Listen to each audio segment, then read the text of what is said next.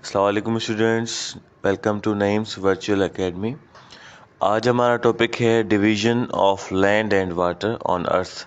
अर्थ के अंदर कितने परसेंट लैंड है, कितना परसेंट वाटर है, लैंड में कौन कौन सी चीज़ें आ जाती हैं, वाटर में कौन कौन सी चीज़ें आ जाती हैं, आज हम इसके बारे में पढ़ेंगे। तो शुरू करते हैं। सबसे पहले आपको बता दूं कि division is not equal. Division of land and water is not equal on earth.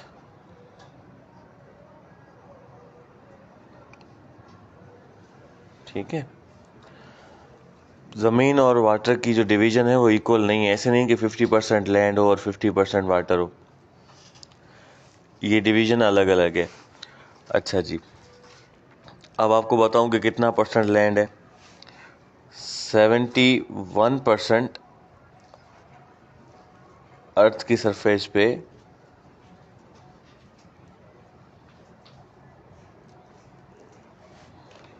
Is covered with water.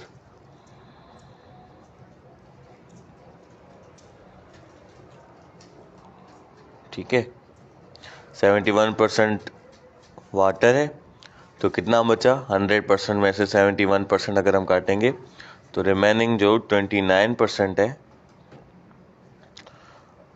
Earth surface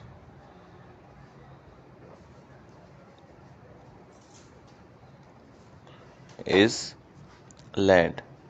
ठीक है, 71% पानी है और 29% लैंड है।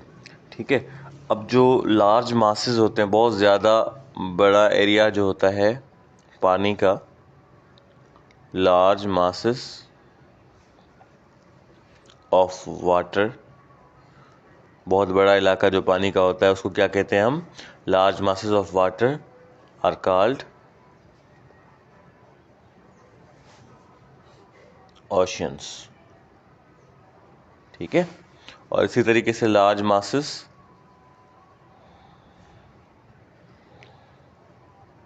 ऑफ लैंड, ये आते हैं क्वेश्चन कि large masses of land are called, उनको हम क्या कहेंगे? उनको हम कहेंगे कॉन्टिनेंट्स। ठीक है, तो कितने कॉन्टिनेंट्स हैं टोटल? 7 कॉन्टिनेंट्स हैं।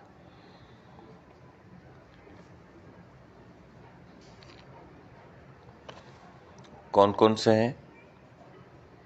एशिया है, ठीक है, अफ्रीका है, यूरोप है,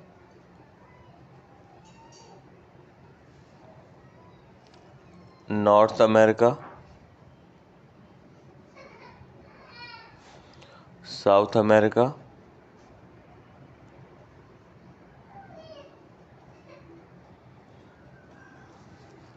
ठीक है, ऑस्ट्रेलिया और एंटार्क्टिका।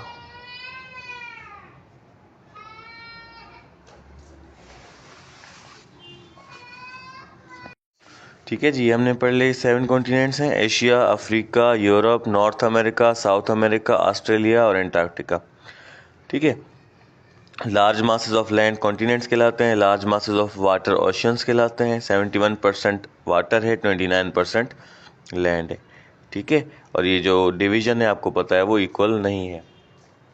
अब बढ़ते हैं, सबसे पहला जो हमारा कॉन्टिनेंट है एशिया। सही है, according to population, according to population, ठीक है, पॉपुलेशन एंड एरिया दोनों के हिसाब से it is the largest continent.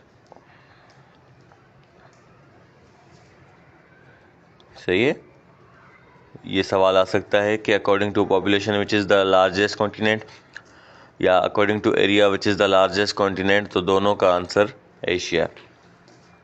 ठीक है जी, अच्छा, एशिया को ना 3 साइड से ओशंस हैं।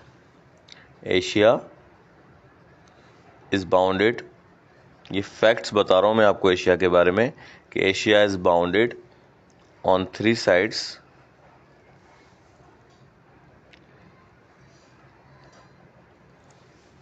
Bye oceans.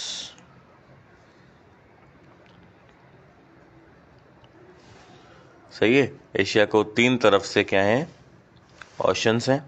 अब वो ओशंस कौन कौन से हैं मैं आपको बता देता हूँ। आर्कटिक ओशन जो है ये नॉर्थ की तरफ है, टू द नॉर्थ। सही है। पैसिफिक टू द ईस्ट, और इंडियन जो है, इंडियन ओशन, वो है साउथ की तरफ। ठीक है, 3 साइड से ओशन से एशिया को, आर्कटिक नॉर्थ, पैसिफिक ईस्ट, और इंडियन ओशन जो है वो साउथ की तरफ है। अच्छा, एक कैस्पियन सी है। कैस्पियन सी की वजह से क्या होता है, कैस्पियन सी सेपरेट करता है किसको, एशिया को सेपरेट करता है फ्रॉम यूरोप। ठीक है, और इसी तरीके से जो रेड सी है, रेड सी और सुएज कैनाल है, ये दोनों क्या करते हैं, ये सेपरेट करते हैं एशिया को अफ्रीका से।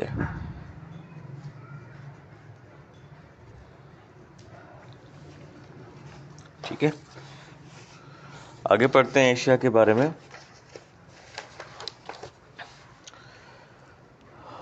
इसके अच्छा, ये भी सवाल आ सकता है कि भाई हाईएस्ट तिब्बतन प्लेटू कहाँ पे है, तो वो भी, ये सहरा भी एशिया के सर जाता है कि the highest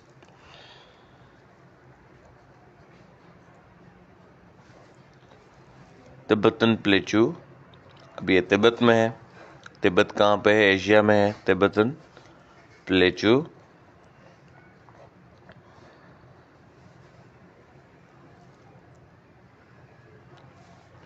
is also in Asia। अच्छा, ये तिब्बतन प्लेटू इतना बड़ा है कि इसको रूफ ऑफ द वर्ल्ड भी कहा जाता है।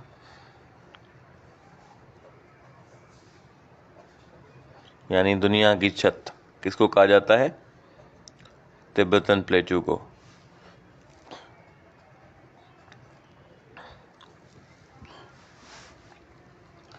ठीक है, अच्छा, कुछ इंपॉर्टेंट रिवर्स पढ़ लेते हैं एशिया के।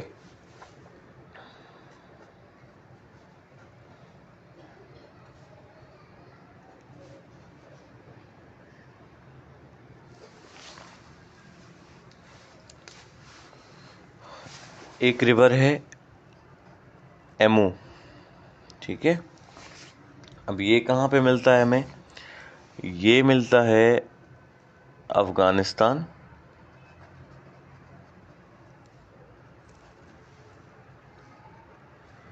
और उज़्बेकिस्तान में।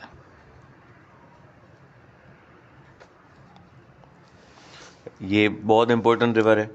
इसके अलावा एक और रिवर है होआंग। ठीक है, इसको येलो रिवर भी कहा जाता है। ये सवाल आ सकता है कि which river is called yellow river, तो होआंग रिवर है वो, और ये कहाँ पे है, ये चाइना में है। ठीक है, उसके बाद है आपका इंडस रिवर। इंडस आपको पता है पाकिस्तान में है। ये मेन टेरिटरी बता रहा हूँ कि कहाँ पे, वैसे तो काफ़ी सारे मुल्कों से ये दरिया मिलते हैं, लेकिन मेन टेरिटरी इनकी जो है वो इन मुल्कों में, जो मैं आपको बता रहा हूँ। ठीक है। एक और इम्पोर्टेंट रिवर है यांगसी,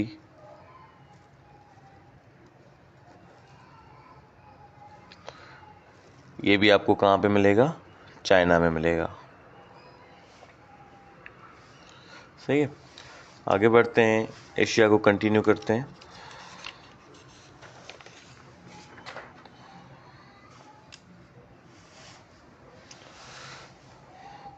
यहाँ का जो क्लाइमेट है ना एशिया का, वो हमेशा एक्सट्रीम ही रहता है। एक्सट्रीम कैसे रहता है? सर्दियों में बहुत ज़्यादा सर्दियाँ हो जाती हैं और गर्मियों में बहुत ज़्यादा गर्मियाँ हो जाती हैं। ठीक है।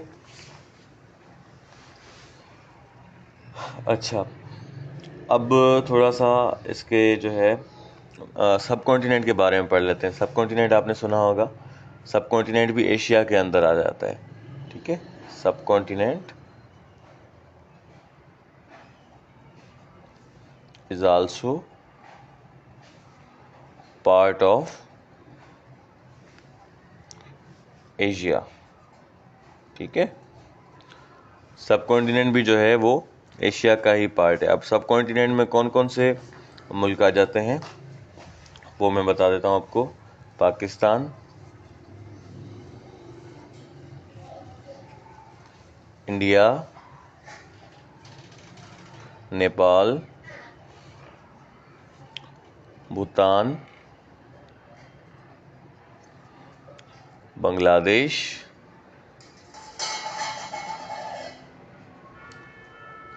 श्रीलंका एंड मालदीव्स।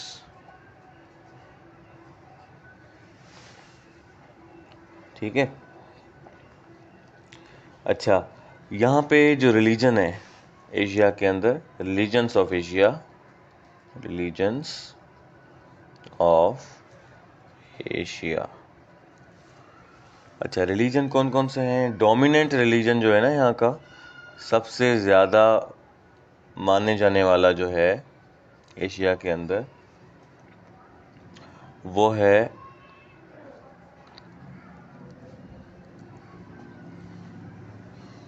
इस्लाम। ठीक है।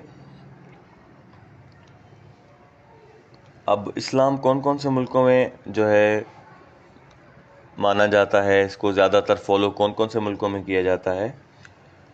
बांग्लादेश में किया जाता है, पाकिस्तान में किया जाता है, यानी यहाँ का ये मेन रिलीजन है, बांग्लादेश का, पाकिस्तान का, इसके अलावा मलेशिया का, ये मलेशिया का भी इस्लाम है, और साथ साथ इंडोनेशिया का भी इस्लाम है। ठीक है। उसके बाद हम देखते हैं हिंदुइज़्म। हिंदुइज़्म जो है वो कहाँ का है? ये इंडिया का ही है। मेन रिलीजन हिंदुइज़्म इंडिया का है। फिर हम देखते हैं बुद्धिज़्म। ये कहाँ पे ज़्यादा फॉलो किया जाता है? तो बुद्धिज़्म को फॉलो करने वाले जो कंट्रीज़ हैं उसमें आ जाते हैं इंडिया भी, इंडिया में भी है बुद्धिज़्म। ठीक है। श्रीलंका,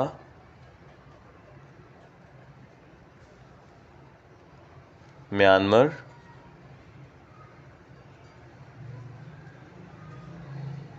थाईलैंड,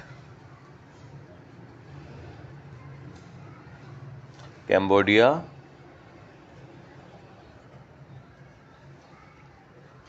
साउथ कोरिया,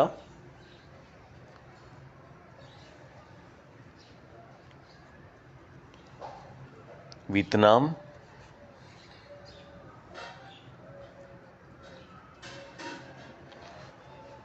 और जापान। ठीक है। उसके अलावा मैं आपको बताऊं कि एक और रिलीजन है शिंटो। ठीक है। ये कहाँ का मेन रिलीजन है? ये जापान का मेन रिलीजन है। अब आप सोचेंगे कि जापान यहाँ भी था, तो बेटा एक कंट्री के अंदर एक रिलीजन नहीं होता। शिंटो जो है मेन रिलीजन है जापान का। बुद्धिज़्म भी जापान में फॉलो की जाती है, ठीक है। इसके अलावा क्रिश्चियनिटी, इसको भी डिस्कस कर लेते हैं।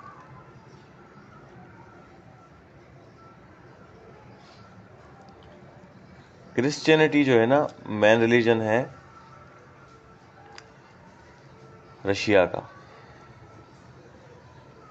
वैसे तो काफ़ी सारे कंट्रीज़ हैं, क्रिश्चियनिटी जो है मेन रिलीजन है पूरी दुनिया का, लेकिन हम एशिया की बात कर रहे हैं तो एशिया में इस तरीके से फॉलो किया जाता है।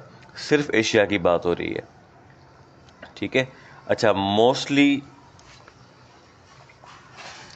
मोस्ट कॉमनली स्पोकन लैंग्वेज कौन सी है यहाँ की? मोस्ट कॉमनली स्पोकन लैंग्वेज, तो वो भी हमारी वो है चाइनीज़,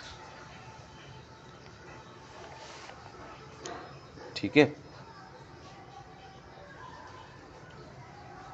अच्छा, लेकिन पाकिस्तान में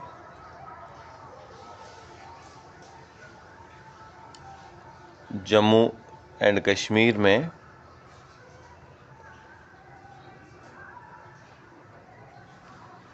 इंडिया में यहाँ पे ज़्यादातर उर्दू और हिंदी उर्दू और हिंदी का इस्तेमाल होता है, ठीक है जी। अच्छा, टोटल पॉपुलेशन में आपको बताऊं एशिया की, तो टोटल पॉपुलेशन जो है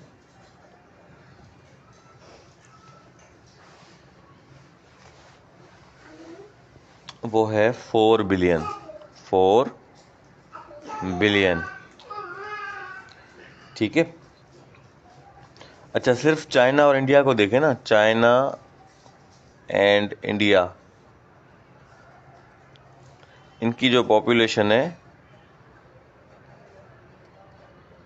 सॉरी, इनकी जो पॉपुलेशन है वो तकरीबन 2.93 बिलियन है, सही है। टोटल एशिया की पॉपुलेशन है 4 बिलियन, जिसमें से सिर्फ चाइना और इंडिया की देखें तो 2.93 बिलियन है। ये दुनिया का 1/3 बनता है, ठीक है। अच्छा, आगे बढ़ते हैं।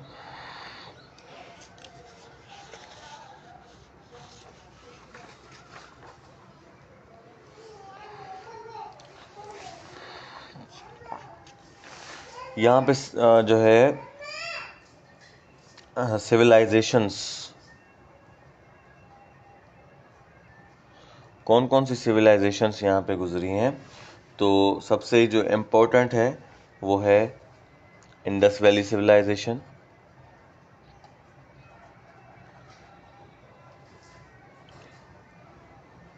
वो भी जो है एशिया का पार्ट रही है, इंडस वैली सिविलाइजेशन।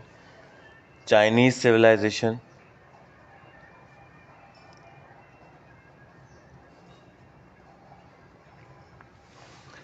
ठीक है, और गेंजिस सिविलाइजेशन। अब इंडस वैली सिविलाइजेशन जो है पाकिस्तान और इंडिया का पार्ट रही है, चाइनीज सिविलाइजेशन चाइना का पार्ट रही है, और गेंजिस सिविलाइजेशन जो है वो इंडिया का पार्ट रही है, ठीक है। अच्छा, यहाँ पे कुछ डेवलप्ड नेशंस हैं इस एशिया के अंदर, यानी तरक्की याफ्ता ममालिक भी हैं एशिया के अंदर जिन्होंने कम्प्लीटली तरक्की पा ली है। तो उसमें से आ जाते हैं जापान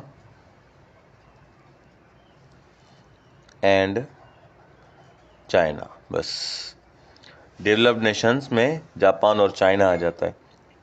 बाकी जो कंट्रीज़ हैं वो बहुत स्पीड के साथ डेवलपमेंट की तरफ बढ़ रहे हैं, ठीक है। यहाँ के कुछ इम्पोर्टेंट सिटीज़ मैं आपको बता देता हूँ।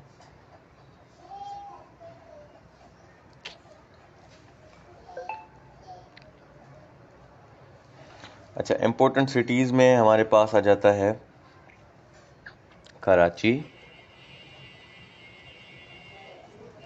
Lahore, Delhi, Mumbai, Kolkata,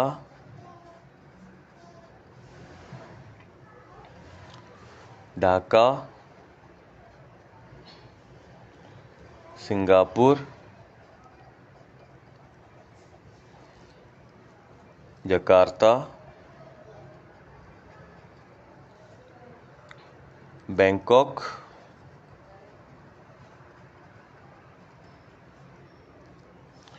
Tokyo, Beijing, Makkah Mukarramah, Saudi Arabia भी एशिया के अंदर आ जाता है।